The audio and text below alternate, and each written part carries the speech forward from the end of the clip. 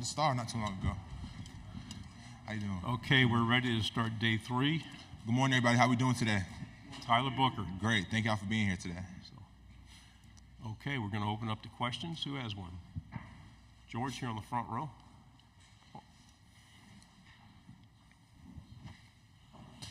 George T, KVTV here in Dallas. So I've heard that you were one of the most effective leaders during the staff transition with Coach DeBoer, and I wanted to know, what do you think helped stabilize a locker room during the period of change? Togetherness really helps stabilize the locker room in a period of change, and we definitely feel the tightest knit group is right now since my past 3 years of being here, just because we've been through an experience together. I'm not going to say a traumatic experience, but we've been through something together. So we can all look at each other, and no matter what we're going through, like, okay, this guy stayed when it was hard. This guy stayed when it was hard. And the other guys have left because it was easy for them. But, like, we're looking at each other in the locker room like, okay, this is my brother. He stayed here for me. Front row here on the left. New Haven in the house. Yes, sir. Good morning, Tyler. Good morning. How are you? Good. AP Stedham, AP and Kelly, as we see at syndicated radio. Tyler, the offensive line, it's like a chorus line.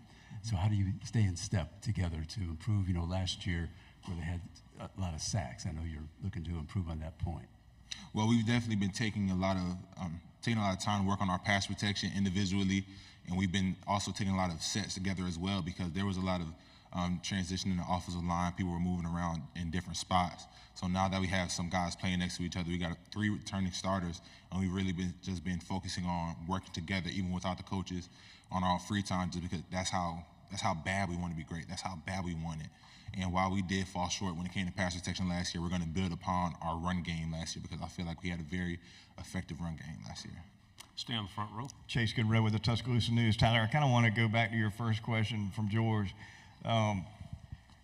In the coaching transition, right, the 3 guys that kind of pulled the locker room together were you and Jalen and Malachi.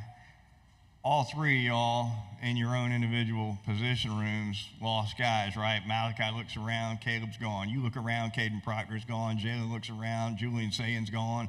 I mean, just walk me through those 72 hours where y'all, I assume, got together and said, we got to hold this thing down. Well, first of all, I'm the lucky one because I got my guy back.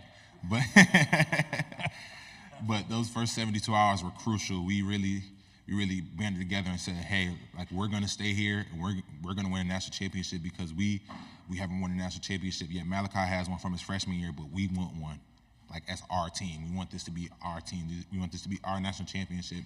And we knew that we have the talent in-house to be able to do that. We were 7 points away from being a national championship. We can't lose sight of that.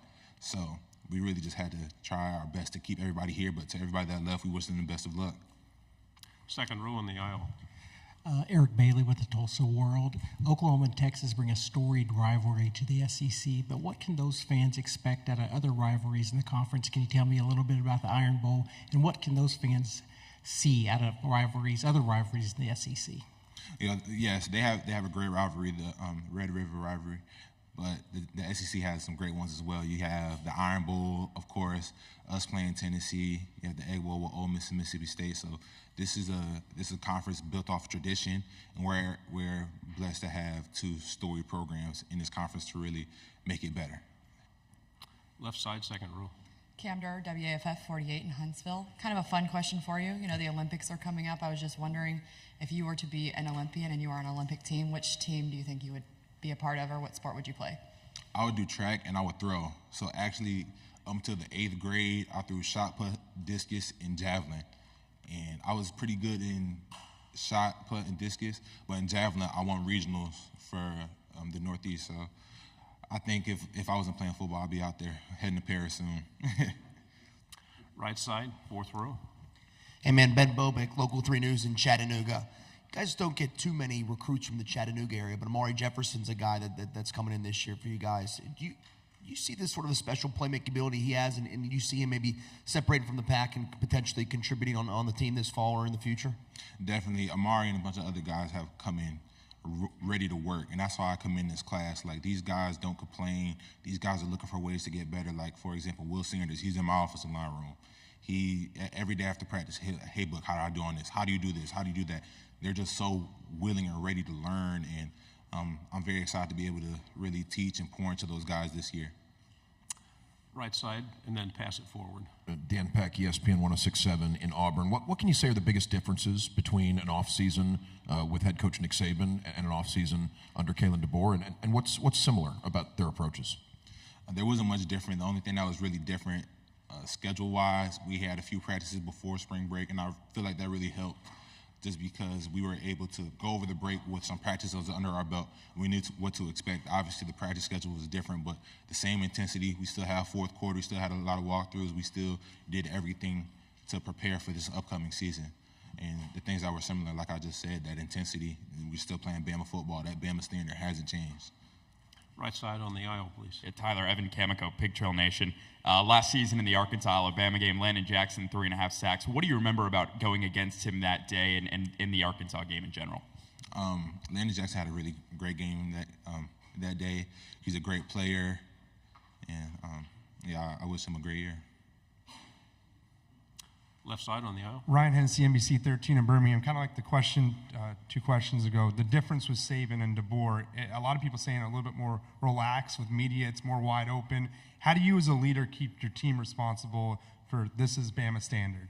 I wouldn't say that it's more relaxed. I feel like Coach DeBoer, he lets the media in a little bit more, but the standard is the standard. On the field, off the field, in the classroom, on the microphone. So the standard is the standard. You're going to represent your family and yourself and the team, most importantly, in the best way possible. I'm sorry, left side. Jake Stanza, WBRC in Birmingham. What do you think of your former coach, Coach Saban, picking Texas and Georgia to play an SEC title game? Is that some early rat poison for this group? Not necessarily. Like, you really can't pay attention to things this early in the year. We have about 6 weeks until the season starts, and I really don't deal in hypotheticals. He taught me that, so he'd be glad to hear me say that. On the aisle, third row. Tyler Joe Gaither, BamaCentral.com. What do you think the change to morning practices will do for the team, and how do you think that's going to maybe help this year, getting ready for this year? I think morning practices will definitely help because we're going to be able to practice in the morning and go to class, and then in the afternoon we're going to have some more time. We'll have more time to really recover, get ready for the next day, watch film, meet with our coaches. It's just more time on the back end of the day because when we had afternoon practice, you only have so much time before you had to go to study hall, eat, go to sleep, get ready for the next day. So I definitely feel like morning practices are going to be a great change for us. Left side again on the aisle. Want to ask about the 2023 Iron Bowl, that final drive.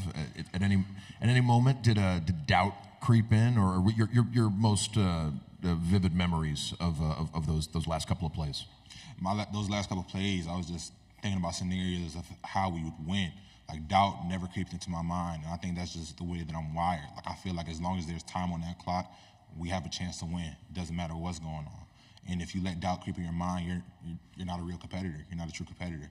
You have to believe in yourself before anybody else believes in you. So as a leader on that offense, I had to believe the whole time because if guys see me with my head down, pouting, talking about like, oh man, we lost the game, what is that going to do to everyone else? So that whole time, I'm thinking of ways we can win this game, how I can perform, and how I can do my job to the best ability to help my team win. Left side, front row. Michael Cobble, WBRZ TV in Baton Rouge. I feel like Jalen has the potential for a Heisman year. What do you see in him and his growth, and what are your expectations for him this season? I'm very blessed to be able to play with Jalen. Jalen's a great quarterback, but an even better leader. So him being there for us the whole time, and he's a person that I leaned on during the transition as well. So I just expect a great season out of Jalen, and us as an offensive line, we're going to give him the time he needs, the holes he needs, whatever he needs in order to be great and do his job to the highest ability. Final question back here on the left. Max Cohan, Way 31. Tyler, I know you've had some time to process it now, but I'm wondering how that last play of the Rose Bowl is still sitting with you and if it's fueling you to this point. Definitely the whole Rose Bowl. It's not just the last play. It's definitely fueling us to this year. We understand we fell short and we were so close to our end goal, and we're going to let that drive us this year, but we're not going to dwell on it too long. We got to look forward to this upcoming season. But that's the Rose Bowl is something that we talk about as far as like whenever you don't feel like working hard, just think we didn't work hard enough in that game. Tyler, thank you very much. Good job. Thank you. Y'all have a good one. Roll Tide.